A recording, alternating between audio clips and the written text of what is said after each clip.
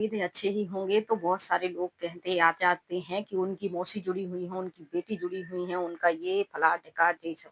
तो आप एक बात समझिए कि हर साल 50,000 से भी ज़्यादा लड़कियाँ ससुराल पक्ष से दहेज के कारण अपनी ज़िंदगी खो देती हैं, हाथ धो देती हैं कि किसी को जला दिया जाता है, किसी को टाँग दिया जाता है, किसी को मार दिया जाता है, किसी पे कुछ आरोप लगा दिए, किसी को घर से तो ऐसे, इसका मतलब ये नहीं है फिर भी लोग शादी तो कर ही रहे हैं, अपनी बेटियाँ देना बंद कर रहे हैं क्या?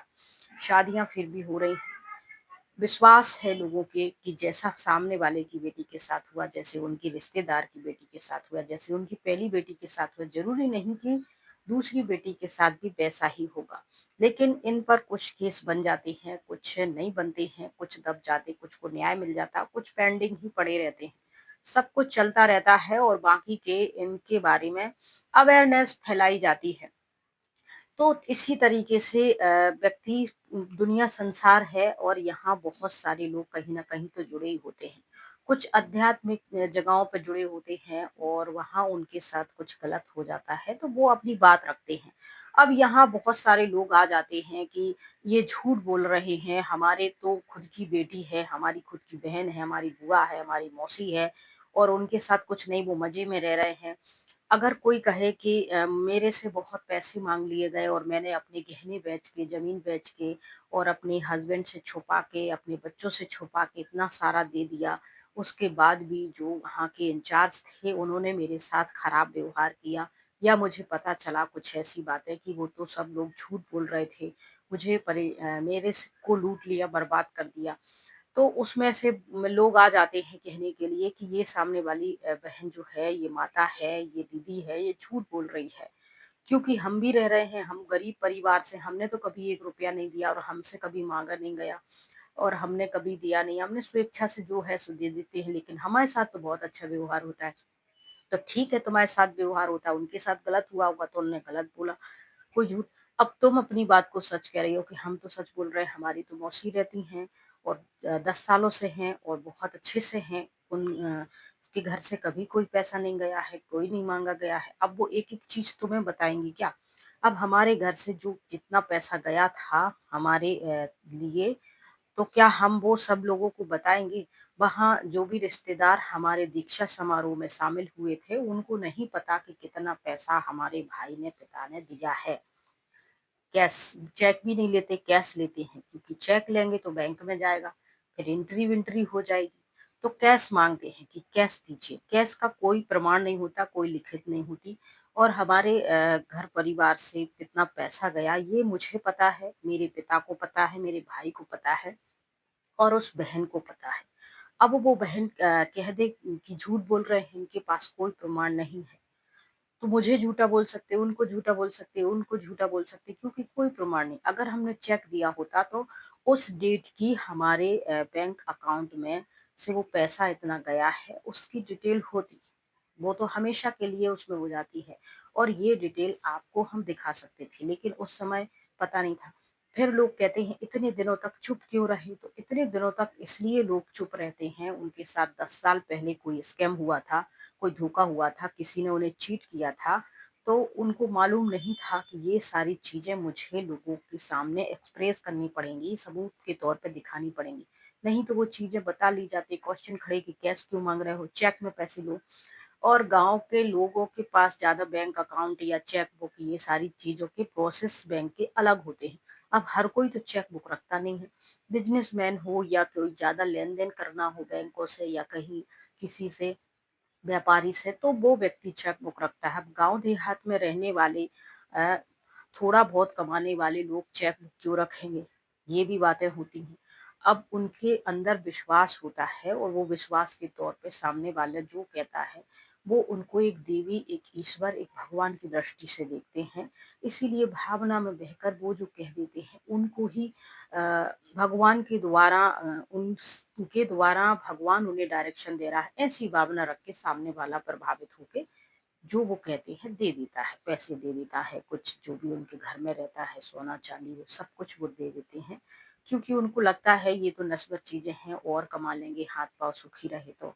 दान-पुण्य थोड़ा करते रहेंगे, बच्चों के भी जो है जीवन सुधर जाएगा, इनके भी कलह कलेश मिट जाएँगे, इनके जीवन में भी सुख शा इस भावना से सामने वाला देता है। लेकिन जब ये भावनाएँ टूट जाती हैं, तो वो व्यक्ति पहले तो किसी से कुछ कह नहीं पाता और फिर जब कहने की सोचता है, तो कुछ लोग आ जाते हैं ग्रुप बना के कि देखो हम 10 लोग यहाँ रहते हैं और हमें कोई परेशानी।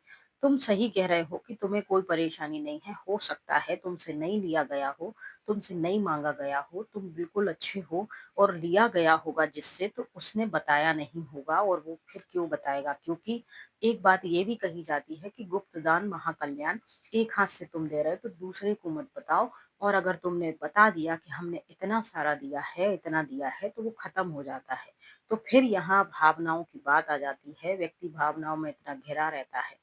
जब तक उसे विश्वास होगा कि ये लोग झूठ बोल रहे थे, झूठ बोल के फंसा के स्कैम कर रहे थे, लूट रहे थे हमें, तब तक काफ़ी देर हो चुकी होगी। उसके पास ना तो कोई सबूत होगा, ना कोई लिखित प्रमाण होगा, ना कोई, अकेला वो बोलेगा ही। तो 10 तो आगे कहेंगे कि भई तुम तो झूठ ही बोल रहे हो, हमारे साथ तो ऐसा कुछ नहीं हुआ है। उसके साथ हुआ है तो वो बोल रहा है। ना तो वो झूठा है, ना तुम झूठे हो और ना ही हम ऐसा किसी से कहते हैं कि ये झूठी हैं, सारी दुनिया की बातें, सब लोग झूठे हैं, सब ये है। तो यहाँ कोई नहीं जाए। 50 लोग होते हैं, 10 के लिए बुरा हो सकता है, 40 के लिए अच्छा हो सकता है, लेकिन जो 40 बोल रहे हैं, उनको भी अपनी बात रखने का हक है और जो 10 के साथ स्कैम हुआ है, उनको भी अपनी बात रखने का हक है। कोई किसी के कहने से कुछ होता-धोता नहीं है, लेकिन एक अवेयरनेस के हिसाब से व्यक्ति अपनी बात रखता है कि हमारे साथ हुआ है, आपके साथ भले नहीं हुआ, लेकिन और किसी के साथ ना हो और वो इन सब चीज़ों से सतर्क रहें। अब इसका मतलब नहीं है हम सैकड़ों वर्षों से देखते आ रहे हैं, पढ़ते आ रहे हैं, सुनते आ रहे हैं न्यूज़ों में, अपने दादा-परदादाओं से भी हमने ये सारी बातें सुनी हैं कि जब-जब कोई अच्छी चीज़ आती है, उसके साथ उसके नाम भी होता है, बदनाम भी होता है। अच्छा भी होता है, किन्हीं के साथ अच्छा होता है, किन्हीं के साथ बुरा होता है, लेकिन उस जो लोग बुरा बोल रहे हैं, उनकी बातों में आकर बाकी लोगों ने वहाँ जाना छोड़ा तो नहीं है और जिन लोगों के साथ स्कैम हुआ है, जब वो उस परिस्थिति से गुजरते हैं, दूसरे लोग उनकी बातों पे यकीन कर लेते हैं और उस हिसाब से उसको भी अपने ध्यान में रखते हुए जीवन को आगे बढ़ाते हैं, तो उन धोखे से वो कभी-कभी सतर्क हो जाते हैं और उनके लिए मदद हो जाती। बस यही रहती हैं चीज़ें अवेयरनेस की जो हमारे साथ हुआ है, हमने शेयर कर दिया है। अब लोग कोई इसको झूठ मान रहे हैं, कोई सच मान रहे हैं, कोई को कोई लेना-देना नहीं है, लेकिन कभी-कभी कुछ लोगों को मदद मिल जाती है, वो सतर्क हो जाते हैं और ऐसे किसी स्कैम में जब वो फँसने वाले होते हैं, तो उन्हें याद आ जाती है, हाँ, मैंने ऐसी कोई बात सुनी थी, ऐसी कोई वीडियो देखी थी, ऐसा कुछ कुछ पढ़ा था, तो वो वहाँ सतर्क हो जाते हैं। अब यहाँ जब गुप्तदान महाकल्याण की बात आती है या आपको कैश देना पड़ता है, चेक या लिखित में कुछ नहीं होना होता है, तो जब उसको बताया जाता है कि आपके घर में 10 सदस्य हैं और आपके पास इतना माल है और आप इसे चुपचाप लगा दीजिए। इससे आपकी कई पीढ़ियाँ, कई जन्म सुधर जाएँगे, पाप से भी मुक्त हो जाएँगे और हमेशा आप संपन्न रहेंगी। तब उस इंसान को थोड़ा-सा लगता है, याद आती हैं ये बातें कि अगर मैंने आज दे दिया और कल को मुझे ज़रूरत पड़ी, तो फिर मैं किससे क्या कहूँगा और कोई मेरी बात पे यकीन नहीं करेगा। तब वो वहाँ थोड़ी-सी बात करेगा कि मैं दे तो दूँगा, लेकिन ये तो भविष्य की बात हुई, मेरे जाने के बाद मुझे पद मिले नहीं मिले इसकी कोई बात नहीं है। लेकिन मेरे मन को तसल्ली के लिए मुझे कुछ चेक में देना होगा, कुछ लिखित में ऐसा देना होगा ताकि कल को अगर सवाल उठे कि तुमने कुछ नहीं दिया है, तो मैं बता सकूँ कि हाँ, मैंने भी दिया था। अब यहाँ फिर वही बात हो जाएगी कि एक हाथ से दो, दूसरे को पता नहीं चले, नहीं तो पुण्य नहीं मिलेगा।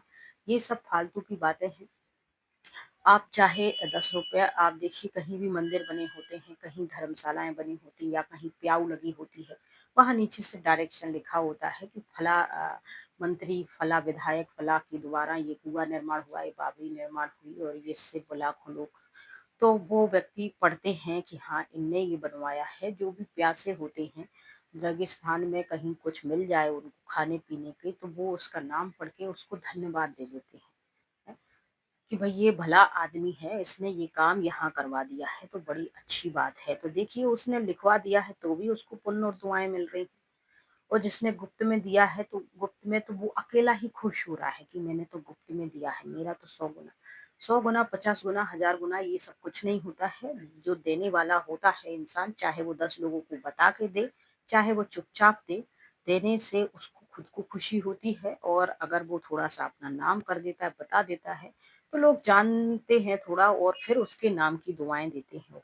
और नहीं जानते हैं तो भई पता नहीं किसने ये करवा दिया, लेकिन जिसने भी करवा दिया बड़ा अच्छा काम किया, बड़ी खुशी हुई। तो कुछ ऐसे भी होते हैं, तो सभी टाइप के होते हैं। तो ऐसे स्कैम से बचाने के लिए, और रही बात है शादियों की, तो शादियों में भी बहुत सारी बेटियों के घर जो है टूट जाते हैं, बर्बाद हो जाते हैं। दहेज के लिए उनको मार दिया जाता है, जला दिया जाता है और परेशान किया जाता है, लेकिन फिर भी बेटियों के पिता जो हैं अपनी बेटियों के लिए फिर भी रिश्ते ढूंढते हैं, फिर भी शादियां होती हैं। और फिर भी बहुत सारी जो लेडीज़ें होती हैं वो झूठे दहेज केसों में भी फँसा देती हैं लड़कों को। फिर भी लड़कों के परिवार वाले बहुएँ ढूँढते हैं, बेटियाँ ढूँढते, शादियाँ रुक तो नहीं जाती ना। लेकिन ये सारी घटनाएँ इसलिए सामने रखी जाती हैं कि अग इन सब चीज़ों से आप पहले से सतर्क रहें, आपके साथ ना हो उसके लिए तैयार हों, झूठे केस ना लगाएँ, और आपको थोड़ी-सी अवेयरनेस हो कि इन सब चीज़ों पे भी कानून बने हुए हैं, आप उसका लाभ ले सकते हैं, फ़ायदा उठा सकते हैं। तो ये सब चीज़ें अवेयरनेस के लिए होती हैं। किसी को चोट पहुँचाने के लिए, दुखी करने के लिए या किसी को डायरेक्ट टारगेट करने के लिए नहीं होती हैं। और आपको अच्छा लगता है इसलिए आप अच्छा बोलते हो। मुझे बुरा लगा है, बुरा एक्सपीरियंस इसलिए मैंने बुरा बोल दिया है।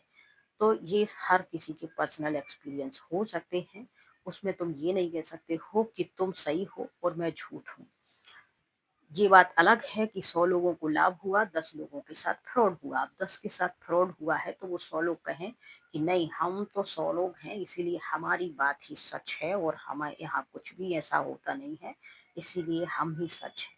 लेकिन 10 लोग भी सच्चे ही हैं, उनके साथ हुआ है तभी उनने बोला है। उनकी कोई पर्सनली तो ऐसी कोई दुश्मनी है नहीं कि वो जाके ये सारा कुछ जड़ हिलाएँगे, ये या ऐसा कुछ बोल देंगे तो ये सब कुछ हो जाएगा। और फिर आप ही लोग तो कहते हो कि हमारा तो बहुत विशाल है, इंटरनेशनल है, और फिर कोई कुछ नहीं बिगाड़ सकता, तो डर किस बात का है?